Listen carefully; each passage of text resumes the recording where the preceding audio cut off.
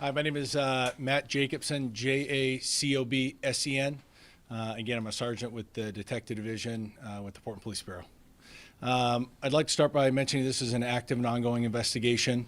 Obviously, anytime two of our officers are injured in such a violent way, it's not only assault on those officers, but it's an attack on public safety, which we take very seriously. The stance from the police bureau is an all hands on deck posture right now, both within our investigative resources and our uniform personnel. Everybody's playing a role.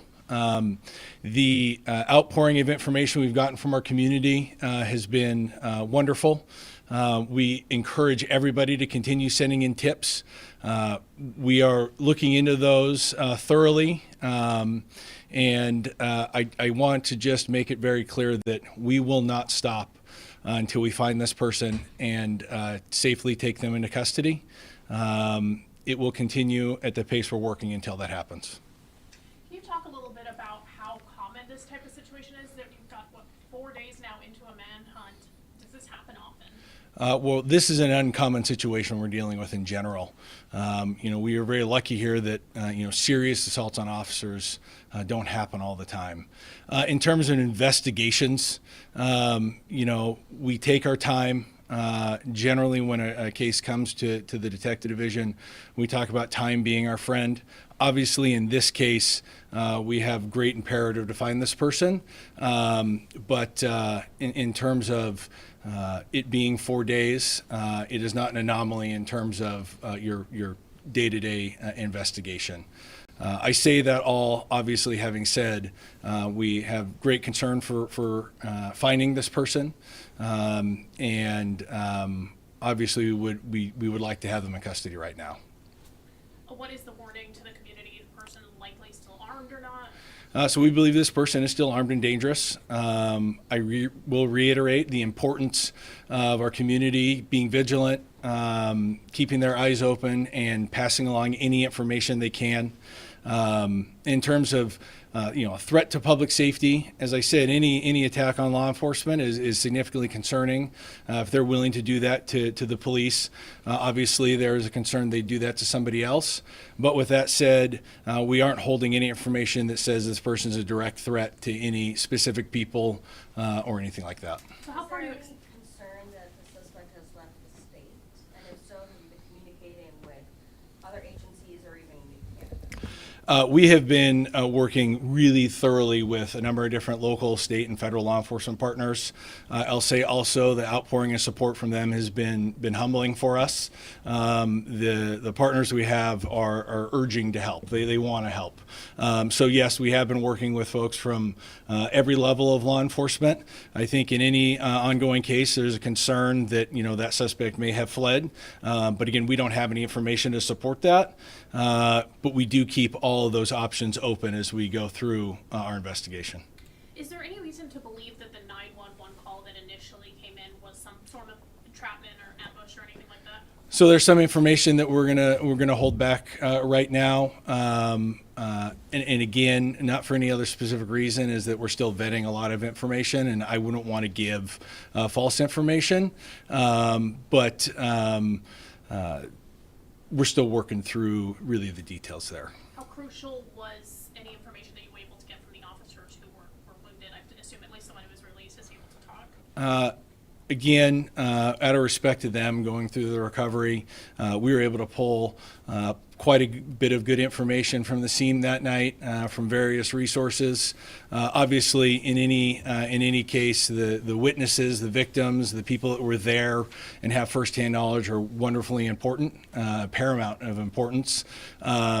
But again, that information we got that night has been only supported and bolstered by the tips that we've received. Can you talk about the volume of those tips? Absolutely. So at this point, we've received well over 100 tips. I will say, as part of that workload, we talked about our posture of all hands. Every one of those tips is assigned to an investigator to be vetted, worked, and either ruled in, ruled out. So that work is voluminous, but is incredibly important to building the picture and working through finding this person. When you say all hands on deck, what does that look like for your overtime right now? Or you have a lot of people on overtime with a case like this? In terms of specifically working on overtime, I don't have those numbers, and I really couldn't speak to it. I will say that the Bureau has been unbelievably willing to, put aside their own personal needs to put time towards this. How are your families doing? I think, that's an interesting question. I think our first thoughts go to the families of our injured officers. There's no doubt a concern from every law enforcement family when something like this happens. It really makes what we do real.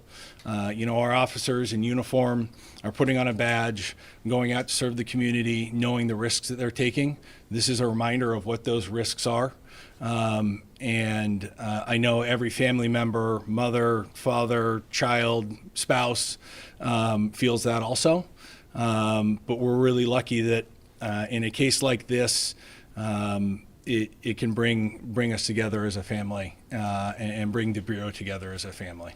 We Hey, had some- yeah, a couple more, because I gotta get Matt back upstairs. We spoke to some folks that were working or living in that neighborhood that all this happened, witnessed what happened, and saw the officers speak to the suspect for a little while before the shooting happened. And so they've come on camera to tell us about that. Can you explain a little bit about what they were discussing before the shooting happened?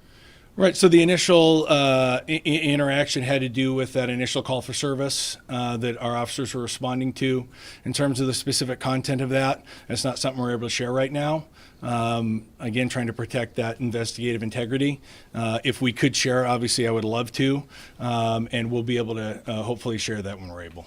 Can you confirm? Officer that was in the hospital, still any update on their condition currently? I'm going to pass that to our PIO. The last I heard, I don't have the updated information, so I wouldn't want to speak and give you bad info. Anyone, one more question? Yeah, the first call, that was just the 2 officers who were injured, right? No other patrol vehicles that responded to that one incident? Can you? So when the 911 call came in and the 2 officers who were injured, they were the only patrol car responding to that one incident at the time. They arrived alone, there were no other vehicles. I'm not 100% sure. I guess I don't know what you're asking. Yeah. Let's not get into that. I'm not trying to be. I just don't know what you're asking. No, I guess I'm just kind of wondering on the timeline. So if they were there alone, how long Oh, did it take I got for the what- next, I got the what you're next patrol saying. vehicle to come and respond? The dynamics of the event were pretty rapidly and quickly unfolding. I don't think I could speak to that in a way that would properly answer it. So I'll just kind of pass that on. Let Are you me, able to talk about the condition? yeah, I want to give a few updates. So first of all, we told you that the one officer was released earlier this week. The second officer is still in the hospital and in stable condition. As far as tips go, we have now received approximately 180 tips. 150 of those are really solid, actionable tips. So again, many thanks to our community for that. And I just talked with a detective in the back of the room, and I just want to I appreciate where Detective Sergeant Jacobson was going, but I want to make sure that the correct information is out there in the sense of we do not consider this an ambush. Like the 911 call, we have no reason to believe was luring us into the area. So please do not let anyone think that is the case. We were responding to what we believe to be a very legit 911 call of a threat with a weapon, and then this is when the individual shot our 2 officers. So that is all we have. Really appreciate everyone's time. Thank you. Just real quickly, when you say stable condition, I mean, that can be a really general statement. Is this injuries that are going to affect them long-term at this point? I don't want to get into that at this point. I will tell you we have every expectation that this officer will survive. That is what we're saying right now. Sorry, just stable, we're not using it because it's not technically condition. I know. Is that a descriptor you could kind of give us to be able to explain? I will work to get that. I don't have that off the top of my head. I think the main thing for you all to know is that we have every expectation in the world that this officer will survive, and we are incredibly grateful for that. That's all we have today. Thank you. Thanks for making the time. Thanks, guys. I'll catch you back upstairs.